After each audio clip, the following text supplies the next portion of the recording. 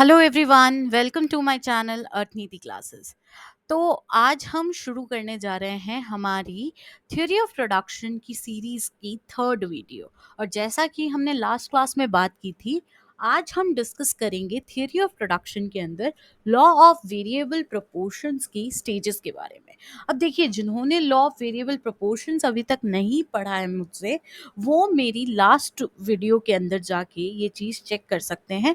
उसका लिंक मैंने आपके यूट्यूब के डिस्क्रिप्शन के अंदर डाल दिया है। ठीक है, तो चलिए शुरू करते हैं और पढ़ते हैं तीन स्टेजेस क्या है प्रोडक्शन की। देखिए, फर्स्ट स्टेज, पहले तो हम इन पॉइंट्स को कुछ नाम दे देते हैं। जैसे ये हो गया पॉइंट एल। एक सेकेंड, थोड़ा सा कलर चेंज कर लेते हैं पहले, जस्ट सेकेंड। ओके, तो ये वाला पॉइंट है मेरा एफ, ये है मेरा पॉइंट एच। ठीक है, अब देखिए, ओ से एफ तक हमने कल भी बात की थी कि हमको क्या मिल रहे हैं, इंक्रीजिंग रिटर्न्स। ओ से एफ हमको क्या मिल रहे हैं, इंक्रीजिंग रिटर्न्स। तो इंक्रीजिंग रिटर्न्स के अंदर देखिए क्या हो रहा है, टीपी हमारा रैपिडली इंक्रीज हो रहा है, और वहीं एमपी के अंदर देखिए एमपी हमारा इंक्रीज हो रहा है, हो रहा है, हो रहा है। लेकिन एफ पॉइंट, जहां पर एफ पॉइंट है उसके कॉरेस्पॉन्डिंग अगर मैं इसको सी पॉइंट दे दूं या फिर इसको भी एफ डैश ही बोलूं, तो एफ डैश तक मेरा एमपी इंक्रीज होता है। तो सिर्फ एफ तक ही हमको इंक्रीजिंग रिटर्न्स मिलेंगे, और इस एफ पॉइंट को क्या कहा जाएगा, point of inflection. Point of inflection, ठीक है। यानी कि इस एफ पॉइंट से हमारी जो रिटर्न इंक्रीजिंग रेट जो है, उसकी रेट जो है वो चेंज होगी। मतलब हमारा प्रोडक्शन तो इंक्रीज हो रहा है, लेकिन एफ तक तो हमारा प्रोडक्शन जो है या फिर आउटपुट जो है इंक्रीजिंग रेट पर इंक्रीज हो रहा है, लेकिन एफ के बाद जो है हमारा आउटपुट इंक्रीजिंग रेट पे नहीं बल्कि डिक्रीजिंग रेट पर इंक्रीज होगा। आई होप ये बात आपको समझ आ गई है। ठीक है, अब देखिए, लेकिन स्टेज वन हमारी एफ पॉइंट पर नहीं खत्म हो रही है। स्टेज वन हमारी देखिए इस एल पॉइंट तक चल रही है। एल पॉइंट यानी कि जहां पर हमारा एपी जो है वो मैक्सिमम है, वो वाला पॉइंट एल डैश। ठीक है, यानी कि हमारी फर्स्ट स्टेज जो है वो इंक्रीजिंग रिटर्न्स भी लेती है और थोड़े से डिमिनिशिंग रिटर्न्स को भी लेके चलती है। यानी कि हमारी फर्स्ट स्टेज वहां पर खत्म होती है जहां पर हमारा एपी जो है वो मैक्सिमम पर आ जाता है। ठीक है, हमारी सेकेंड स्टेज जो है एल से लेकर एच पॉइंट के बीच में है, यानी कि एल से लेकर ये एच डैश तक। देखिए, एल से लेकर एच डैश तक देखिए क्या हो रहा है कि हमारा एमपी इंक्रीज हो रहा है डिमिनिशिंग रेट पे, लेकिन एच पर वो अपने मैक्सिमम पे पहुंच रहा है। और जहां पर एच आप टीपी आपका मैक्सिमम पे पहुंच गया है, वहां पर आपका एमपी हो गया है 0। यानी कि हमारी सेकेंड स्टेज के अंदर भी एमपी और एपी क्या है, गिर तो रहे हैं लेकिन अभी भी पॉजिटिव हैं। ठीक है, और थर्ड स्टेज वाला स्टेज जो है वो शुरू हो जाता है वहां पर जहां पर हम ये देखते हैं कि हमारा टोटल प्रोडक्ट जो है बढ़ने के बजाय अब गिरने लगा है। यानी कि यहाँ थर्ड स्टेज के अंदर हमको मिल रहे हैं नेगेटिव रिटर्न्स। और यहाँ पर देखिए क्या हो रहा है, एमपी और एपी के अंदर, एमपी के अंदर हमारा एमपी हमारा नेगेटिव में चला गया है और एपी तो हमारा गिर ही रहा है। तो देखिए, बेसिकली हमको तीन स्टेजेस में क्या बात समझ आई, हमको ये समझ आया कि स्टेज वन जो है point F O to L तक है, जहां पर हमारा टीपी जो है इंक्रीजिंग रेट पर भी इंक्रीज होता है और डिक्रीजिंग रेट पर भी इंक्रीज होता है, लेकिन हमारा एमपी जो है मैक्सिमम पे इसी स्टेज में पहुंचता है। तीसरी चीज, हमारा एपी अपने मैक्सिमम पे इस स्टेज के एकदम एंड पॉइंट पे पहुंचता है। और एक और चीज जो हमें स्टेज वन में देखने को मिली वो ये है कि पूरी स्टेज वन के अंदर एमपी आपका एपी से ज्यादा रहेगा। आई होप आपको ये बात क्लियर हो गई है। स्टेज टू हमको देखिए, इस डायग्राम से अगर हम देखें तो हमको एल से एच पॉइंट के बीच में देखने को मिल रही है। ठीक है, एल पॉइंट एल से एच पॉइंट की तरफ देखने को मिल रही है। यानी कि यहां पर क्या हो रहा है, टीपी हमारा इंक्रीज तो हो रहा है लेकिन डिक्रीजिंग रेट पर। ठीक है। एमपी हमारा मैक्सिमम हो रहा है, उसके साथ साथ एमपी हमारा क्या हो जाता है, 0 पर पहुंच जाता है इसी स्टेज में। और इस पूरे स्टेज के अंदर एपी हमारा एमपी से ज्यादा रहता है, ठीक है। और स्टेज 3 यानी कि after H point, after H point तो आप देखिए जैसे ये रहा, एच के बाद वाला ये जो पार्ट है, ये पूरा का पूरा क्या दिखा रहा है कि हमारा टीपी इंक्रीज नहीं हो रहा, बल्कि हमारा टीपी टीपी डिक्रीज हो रहा है, ठीक है। हमारा टीपी नेगेटिव में जा रहा है, तो उसकी वजह से एमपी भी नेगेटिव है, और थर्ड स्टेज में भी हमारा एपी एमपी से बड़ा रहेगा। तो हम ये कह सकते हैं स्टेज 1 को इंक्रीजिंग रिटर्न्स की स्टेज, ठीक है। स्टेज 2 को हम बोलेंगे डिमिनिशिंग रिटर्न्स, ठीक है। और स्टेज 3 को हम बोलेंगे नेगेटिव रिटर्न्स की स्टेज। आई होप आपको यहां तक बातें क्लियर हो गई हैं। अगर बात कहीं पर भी आप अटक रहे हैं तो आप प्लीज मुझे कमेंट लिख के बताइए, I will be more than happy to help you, ठीक है।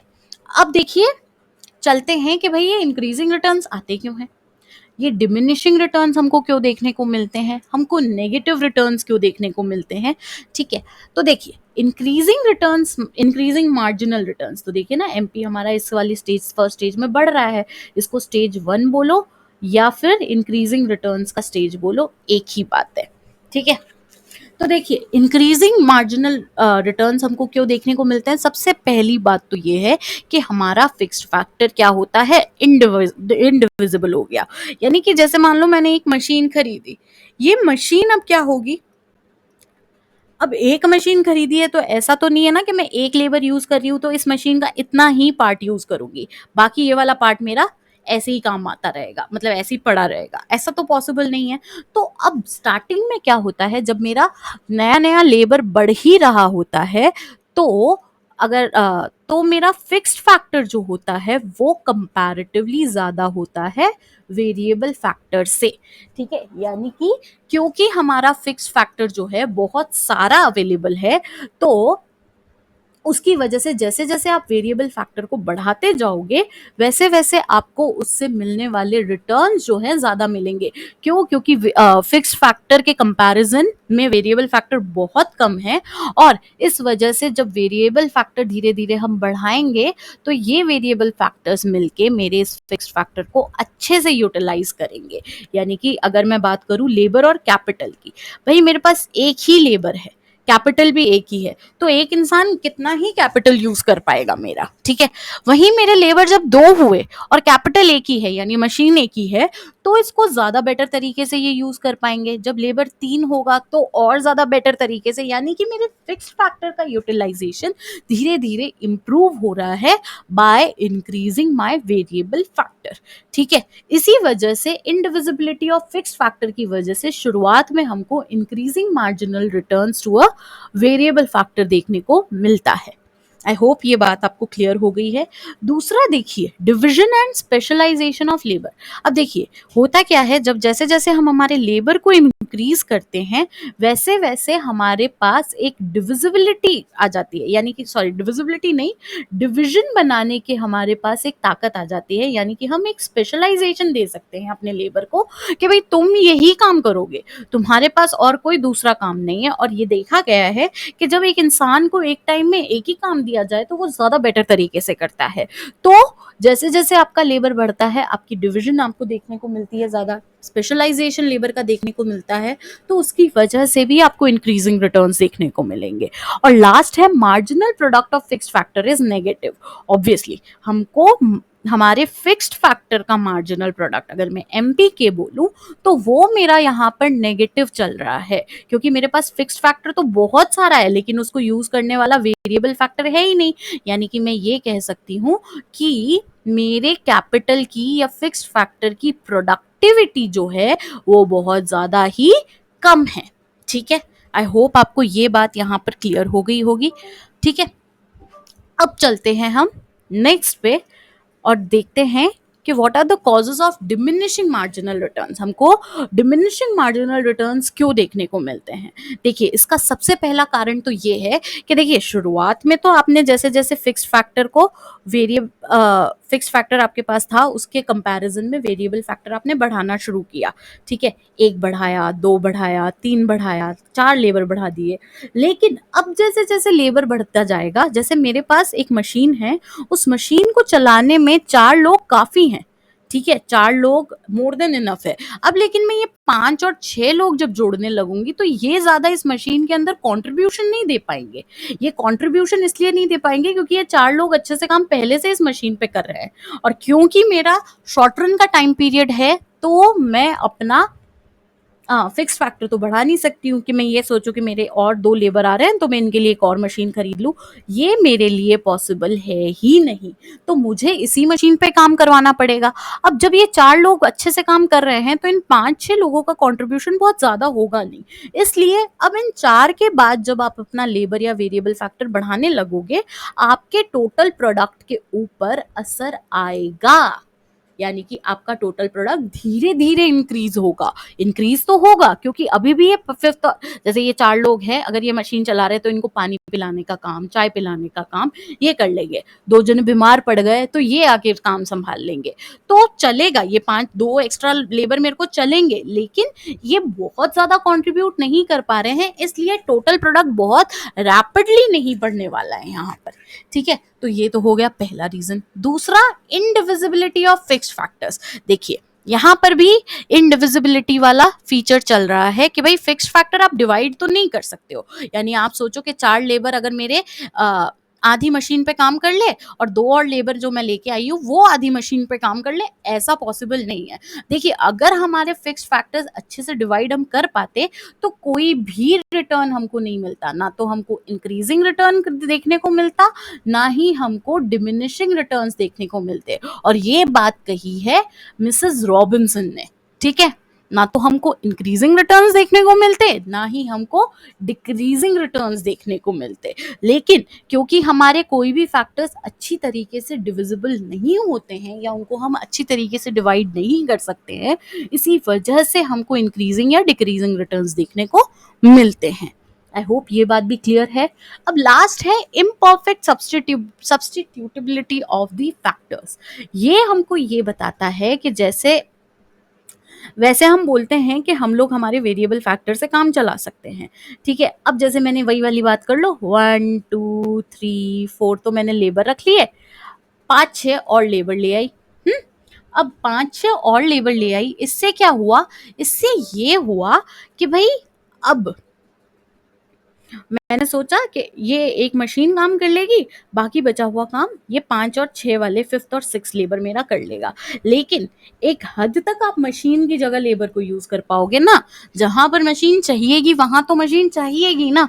मतलब अगर आप और ज्यादा लेबर इंट्रोड्यूस करना चाहते हो तो वहां पर आपको एक और मशीन चाहिएगी, तभी ये ज्यादा फ्रूटफुल दिखेंगे आपको, अदरवाइज ये ज्यादा बेनिफिशियल आपको नहीं दिखने वाले हैं। तो यही बात होती है कि भाई आप जो है फैक्टर्स को एक दूसरे की जगह एक हद तक यूज कर सकते हो, उसके बाद उनको एक दूसरे की जगह यूज करना धीरे धीरे इम्पॉसिबल होने लगता है। और इसकी वजह से जब फिक्स्ड फैक्टर आपके पास उतना ही है और वेरिएबल फैक्टर आपका बढ़ता जा रहा है बढ़ता जा रहा है, तो उसकी वजह से आपके पास आउटपुट के अंदर धीरे धीरे इंक्रीमेंट जो है वो कम दिखने को मिलेगा। अब लास्ट क्या होगा, अब जैसे एक लिमिट तक हम पहुंच गए कि भाई अब तो हमारा जो है आउटपुट इससे ज्यादा तो बढ़ ही नहीं सकता। हमने बात की थी ना डिमिनिशिंग रिटर्न्स के अंदर ही आउटपुट अपने मैक्सिमम पे पहुंचता है, तो उसके बाद क्या होगा, आपको नेगेटिव रिटर्न्स मिलने लगेंगे।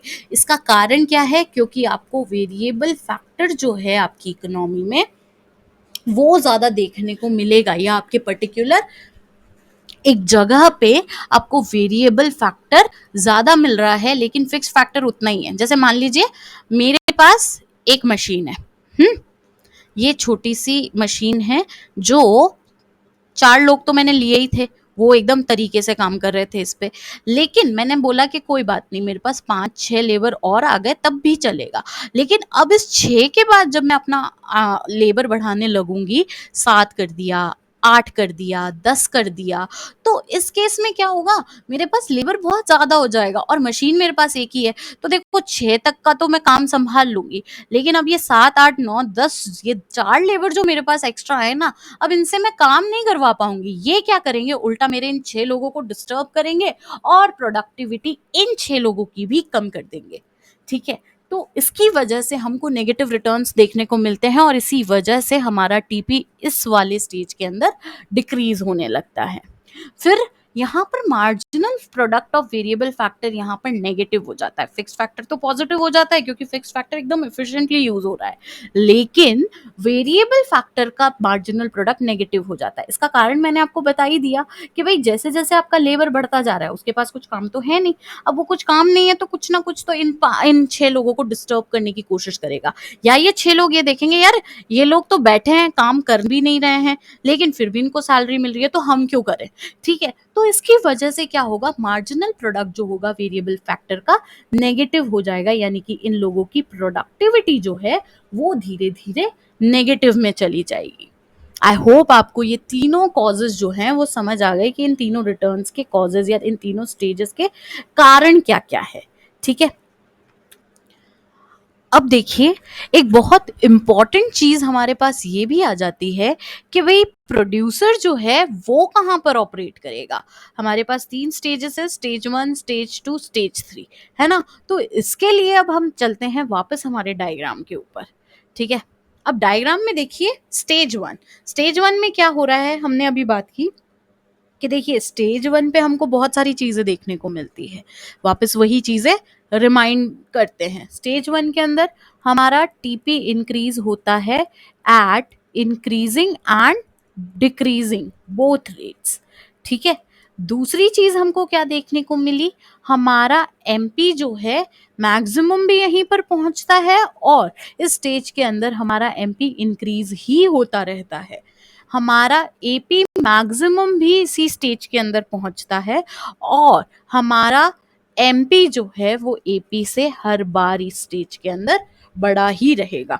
तो देखिए ये सारी ही चीजें एक रैशनल प्रोड्यूसर के लिए अच्छी बातें हैं कि भाई टीपी भी इंक्रीज हो रहा है, एमपी भी मेरा मैक्सिमम पे जा रहा है और अभी भी इंक्रीज होता जा रहा है, एपी मेरा मैक्सिमम पे है। तो ऐसे स्टेज के अंदर कौन सा प्रोड्यूसर रुकना चाहेगा, कोई नहीं रुकेगा। वो सोचेगा अभी तो मुझे बहुत अच्छे अच्छे रिटर्न्स मिल रहा है, चलिए मैं प्रोड्यूस करता हूँ, चलिए मैं और प्रोड्यूस करता हूँ। ठीक है, तो वो स्टेज 1 पर कभी भी नहीं रुकेगा।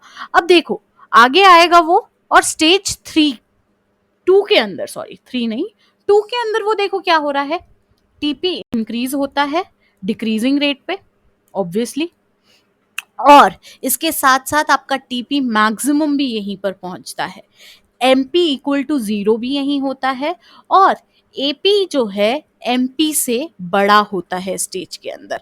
और अब देखिए स्टेज 3 में क्या होगा, स्टेज 3 में आपका टीपी जो है वो नेगेटिव हो जाएगा, नेगेटिव नहीं गिरने लगेगा, डिक्रीज होने लगेगा।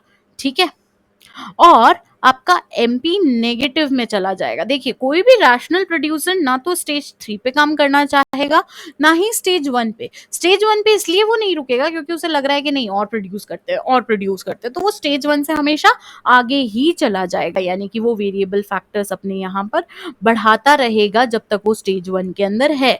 लेकिन स्टेज 3 में आते आते उसके पास देखो कोई भी पॉजिटिव चीज नहीं है जिसकी वजह से वो स्टेज के अंदर रुके। तो अगर बाय एनी चांस कोई भी प्रोड्यूसर स्टेज 3 में आ भी जाता है तो वो वापस पीछे की तरफ आएगा, यानी कि अपने लेबर्स को निकालने की कोशिश करेगा। ठीक है, तो सिर्फ एक ही स्टेज बचती है जहां पर आपका या कोई भी रैशनल प्रोड्यूसर जो है काम करना चाहेगा, यानी कि आपका कोई भी प्रोड्यूसर जो है वो स्टेज 2 ही चूज करेगा जहां पर उसको प्रोड्यूस करना है। ठीक है, तो स्टेज क्यों, इसका कारण ये है कि भाई स्टेज 2 के अंदर आपका टोटल प्रोडक्ट भी मैक्सिमम पे पहुंच रहा है, एपी भी एमपी से ज्यादा है, तो ये सारी चीजें बहुत अच्छी है प्रोड्यूसर के लिए। और प्रोड्यूसर का जब हम इक्विलिब्रियम पढ़ेंगे तो वो भी आपको इसी स्टेज के अंदर देखने को मिलेगा, यानी कि प्रोड्यूसर आपका इक्विलिब्रियम स्टेज 2 के अंदर ही रहेगा। तो देखिए हम ये कह सकते हैं कि स्टेज 1 के अंदर कोई भी प्रोड्यूसर क्यों नहीं प्रोड्यूस करेगा? क्योंकि यहाँ पर उसको फिक्स्ड फैक्टर का मार्जिनल प्रोडक्ट नेगेटिव मिल रहा है। यानी कि वो अपना वेरिएबल फैक्टर बढ़ा के अपने फिक्स्ड फैक्टर का यूटिलाइजेशन अच्छे से कर सकता है। यानी कि वो अपना वेरिएबल फैक्टर स्टेज 1 से आगे ले जाएगा। स्टेज 3 में वो काम क्यों नहीं करेगा?